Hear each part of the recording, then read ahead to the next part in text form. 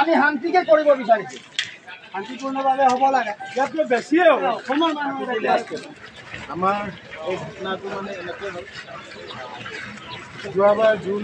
18 তাৰিখে ইটানগৰত এজনক টাউনৰ মাজত কাটি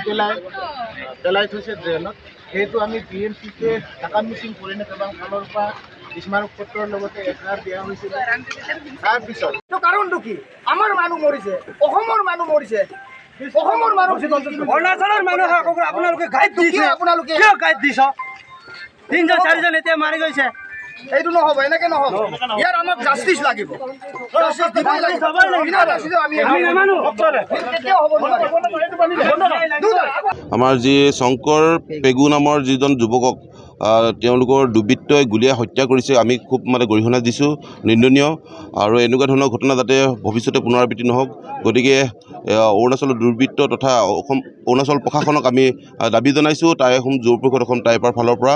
আমাক শান্তি লাগে দুইখন আমাৰ ৰাজ্য আমি সীমামূৰীয়াত থাকোঁ কাৰণ আমি এতিয়া বৰ্তমান শান্তিপুৰ আমাৰ যিখন চেক গেট আমি চেক গেটতে আমি আজি পথ অৱৰোধ কৰিব লগা হৈছে যি মিচিং ভাই দুজনক আমাৰ হত্যা কৰিলে গতিকে সেই হত্যাৰ উচিত তদন্ত হ'ব লাগে আৰু অৰুণাচল প্ৰশাসনে অতি শীঘ্ৰেই দুখী কৰায়ত্ব কৰি কঠোৰ শাস্তি দিবৰ কাৰণে আমি টাইফাৰ ফালৰ পৰা সদৰি কৰিছোঁ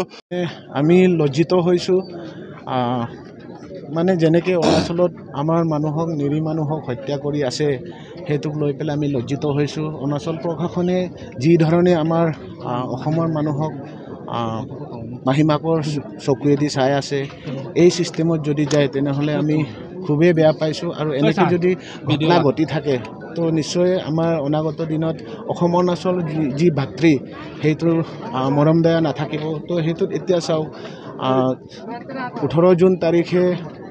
প্ৰবাস পেগু নামৰ এজনক ইটানগৰত নিৰ্মম হত্যা কৰি পেলাই ড্ৰেইনত পেলাই থৈছিল তাৰপিছত আমি TMPকে টাকাম মিচিং পৰিণে কেবাং ফালৰ পৰা স্মাৰক পত্ৰ দিওঁ স্মাৰক পত্ৰৰ কোনো এটা কাণ হাৰ নাই অৰুণাচল চৰকাৰৰ ফালৰ পৰা তাৰপিছত যোৱা সপ্তাহত এজনক ইটানগৰত হাত ভৰি ভাঙি পেলাই থৈ দিয়া হৈছিল তেতিয়াও আমি স্মাৰক পত্ৰ দিওঁ কিন্তু তেওঁলোকৰ ফালৰ পৰা অৰুণাচল প্ৰশাসন ফালৰ পৰা অৰুণাচল চৰকাৰ ফালৰ পৰা কোনো এটা গুৰুত্ব নিদিয়াৰ কাৰণত এনেকৈ আমি চাই আছিলোঁ কিন্তু অৰুণাচল প্ৰশাসনে চাব লাগে আৰু তেওঁলোকক তদন্ত কৰি কঠোৰতম শাস্তি দিব লাগে দ্বিতীয়জন যাতে হত্যা কৰা অটতাৰি সৃষ্টি নহয় তাৰ বাবে অৰুণাচল প্ৰশাসনে চকু ৰাখিব লাগে আৰু এই ক্ষেত্ৰত অসম চৰকাৰখনে অৰুণাচল প্ৰশাসনৰ লগত হস্তক্ষেপ কৰি বা তেওঁলোকৰ লগত তদন্ত কৰি এই বিষয়টো মীমাংসা কৰিব লাগে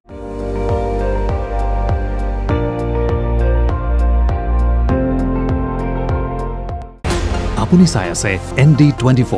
সৰ্বশ্ৰেষ্ঠ নহয় সৰ্বোত্তমৰ দৌৰত